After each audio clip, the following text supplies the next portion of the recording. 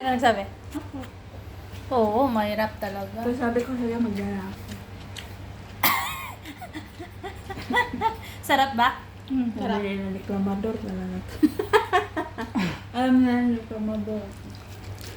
Medyo okay ngayon ang saluyot. Nahirap yan kamo agad-agad. Nahirap yan kami agad-agad. Kinain mo yung dulo lang, yung okra? Oo, kinakain ko yun. Si Cynthia na, Sis Jen, di ba pwede tayo magluto? Depende, ma'am. Pag ano, minsan kasi nagmamamang ko ng suso. Wala yung amo namin. Siyempre, pag nandiyan yung amo, hindi kami makaluto. Kaya hindi kumayan sa inyo ng ganito. Kaya hindi mo pre-namis. Yun din.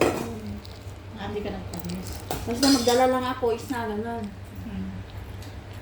Pagtago kaya. Gano'n. Tago kaya. Mukbang tayo, kamatis. Akala siguro nila, alam ang amo. Baka. Mm-mm. Sis Ana. Alam ng ano niya? Hindi kasi parating pumapasok yung amo niya kay matanda. Hmm. Baka hindi rin alam ng amo niya yun. Pero yung pagkikik, alam niyo. Alam niya. Kasi siguro alam pero mabait yung opinion. Wala. Tumalamsik, oh. Mantika. Kaya nga lang, huwag masyadong iluto. Okra. Matis.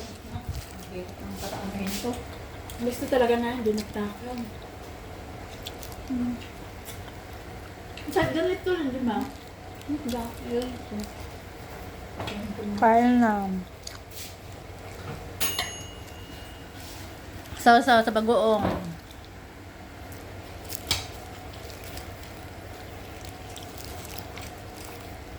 Wala pala epekto yung ano, yung matagal yung dinakdakan dyan sa rep. Hindi.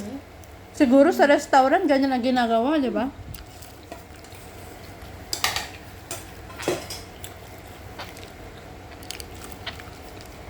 May habang nagkain ng video.